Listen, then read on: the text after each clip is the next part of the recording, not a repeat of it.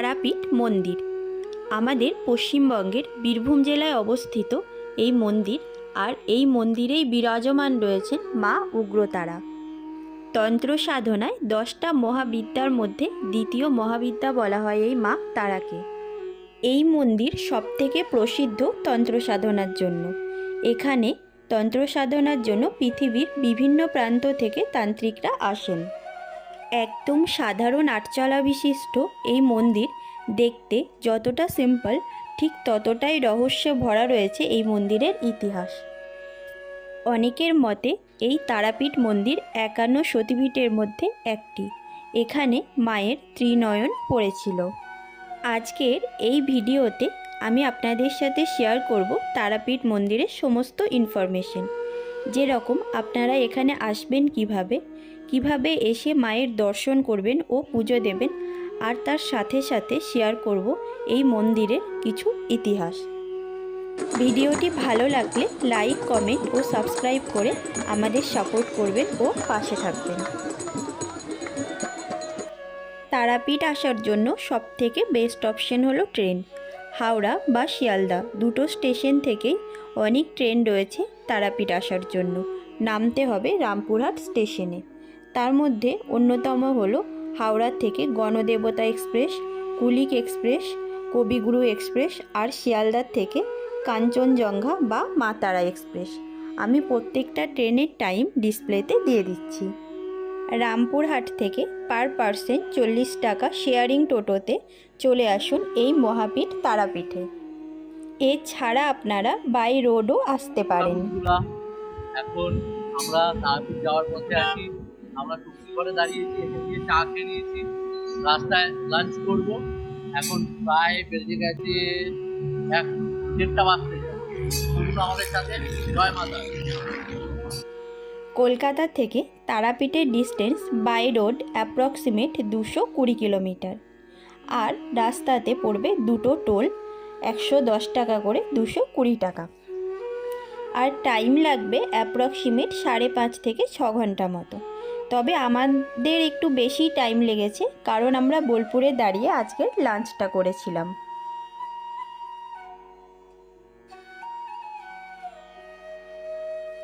বোলপুরটা cross করে main রাস্তার থেকে একটু লেফটে ঢুকে গ্রাম্য পরিবেশে লাল মাটির রাস্তা দিয়ে একটু এগালেই সামনেই পড়বে আমার কুটির হেসেলঘর। এর আগেও আমরা যতবার তারাপীঠ গেছি বাই রোড এই রেস্টুরেন্টেই এসে দুপুরের লাঞ্চটা করেছি। এখানে খাবার দাবার ভীষণ টেস্টি আর অ্যাম্বিয়েন্সও দারুণ সুন্দর। রেস্টুরেন্টের প্রত্যেকটা কর্নার শান্তিনিকেতনের স্পেশাল হাতের তৈরি আর্ট দিয়ে খুব সুন্দরভাবে সাজানো হয়েছে। এই রেস্টুরেন্টে খাবারের দামও বেশ রিজনেবল। এখানে ভেজ থালি শুরু হচ্ছে 180 টাকা থেকে। আরও একটা স্পেশাল ব্যাপার রয়েছে, এখানে আপনারা চাইলে হাতের তৈরি ঘি, অরিজিনাল মধু, হাতে তৈরি করা বড়ি এগুলো পারচেস করতে পারবেন। এই ভেজ থালিতে ওনারা সার্ভ করেছিলেন ভাত, শাক ভাজা, বেগুনি, 2 রকমের সবজি, ডাল, চাটনি, পাঁপড়, রসগোল্লা, আর সাথে ঘি, নুন, লেবু তো আছেই। আর প্রত্যেকটা খাবার সার্ভ করা হয়েছে কাঁসার থালাতে আর বাটিতে। খাবারের টেস্ট ছিল খুবই দুর্দান্ত। এখান থেকে আরও 1.5 ঘন্টা জার্নি করে আমরা পৌঁছে যাই এই মহাপীঠ তারাপীঠে। এটি হচ্ছে তারাপীঠের main entry gate. Entry gate থেকে তারাপীঠ মায়ের মন্দিরের ডিস্টেন্স অ্যাপ্রক্সিমেট 9 কিলোমিটার মতো। পরের দিন সকালে ফ্রেশ হয়ে আমরা তাড়াতাড়ি চলে এসেছি মা তারার পুজো দেওয়ার জন্য। এই যে মা তারা সরণি দেখছেন, এখান থেকে 4 থেকে 5 মিনিট মতো ওয়াকিং ডিস্টেন্সে রয়েছে মায়ের মন্দির। আর এই মন্দিরে যাওয়ার রাস্তার 2 ধারে রয়েছে প্রচুর ডালার দোকান। ডালা এখানে 51 টাকা থেকে শুরু হচ্ছে। এছাড়া আপনারা চাইলে মন্দিরের ভিতরে গিয়েও ফুল, ডালা সব পারচেস করতে পারবেন। এই তারাপীঠে মায়ের মন্দির সকাল 5টার থেকে রাত্রি 9টা পর্যন্ত ভক্তদের দর্শন ও পুজো দেওয়ার জন্য খোলা থাকে। মায়ের এই মন্দির সারা বছরই প্রচুর ক্রাউডেড থাকে। সবথেকে বেশি ভক্তের আগমন হয় কৌশিকী অমাবস্যার দিনে। এই মন্দিরে মায়ের পুজো আপনারা পাণ্ডাদের ধরেও দিতে পারেন, সেক্ষেত্রে আপনারা পাণ্ডাদের সাথে ভালোভাবে কথা বলে নেবেন। এছাড়া এখানে ভিআইপি লাইনে দাঁড়িয়েও পুজো দেওয়ার ব্যবস্থা রয়েছে। আর তাছাড়া নর্মাল যে লাইন পড়ে সেই লাইনে অ্যাপ্রক্সিমেট আপনাকে 5 থেকে 6 ঘন্টা মতো লাইনে দাঁড়াতে হবে। তারা মায়ের এই মন্দির এতটাই প্রসিদ্ধ যে সারা বছরই এখানে প্রচুর ভক্তের আগমন হয় মায়ের দর্শনের জন্য। অনেকে বলেন তারাপীঠ মন্দির 51 সতীপীঠের মধ্যে একটি।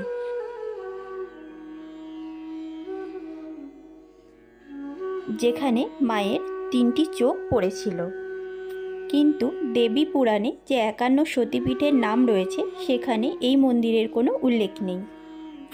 আবার অনেকের মতে সমুদ্র মন্থনের সময় যে বিষ নির্গত হয়েছিল, যেটা বাবা মহাদেব পান করেছিলেন, সেই সময় মা তারা বাবা মহাদেবের এই কষ্ট সহ্য করতে না পেরে মাতৃরূপে প্রকট হন এবং বাবা মহাদেবকে কোলে তুলে মাতৃদুগ্ধ পান করেন, যেই কারণে মহাদেবের কষ্ট অনেকটা কমে গিয়েছিল।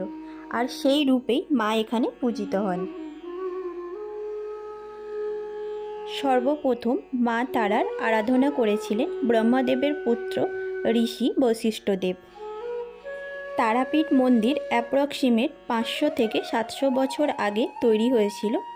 এটি রতনগড়ের জমিদার জয় দত্ত ফার্স্ট বানিয়েছিলেন। তবে এখন আমরা যে মন্দিরটা দেখি এটা বানিয়েছিলেন জগন্নাথ রায় 15ই এপ্রিল 1818 খ্রিস্টাব্দে।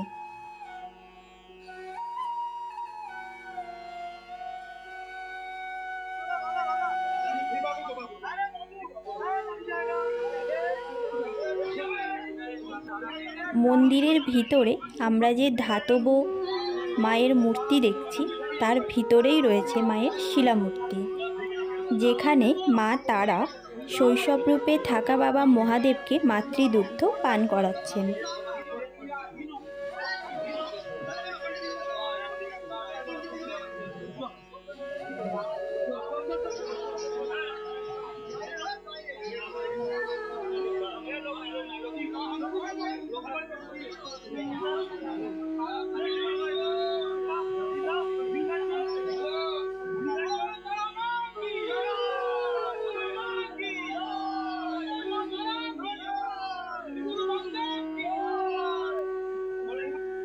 এই মন্দিরে মেন মন্দির ছাড়াও আরও বেশ কিছু ছোট ছোট মন্দির রয়েছে, যেখানে বাবা মহাদেবের সাথে সাথে আরও অনেক দেবদেবীর নিত্য বিশেষে পূজা পাঠ করা হয়।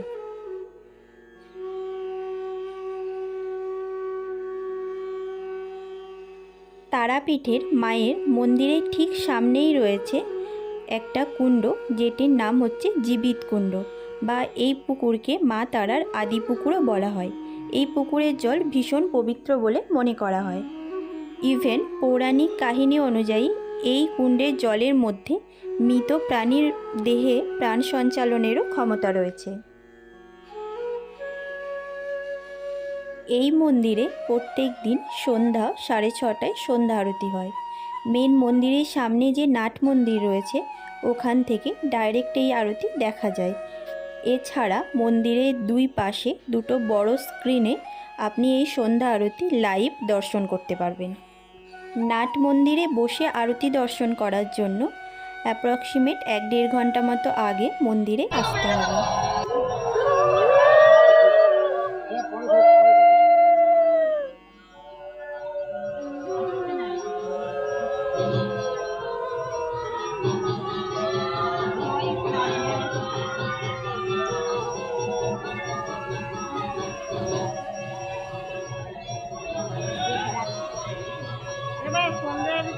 ভিডিও কল করবো দেখবি।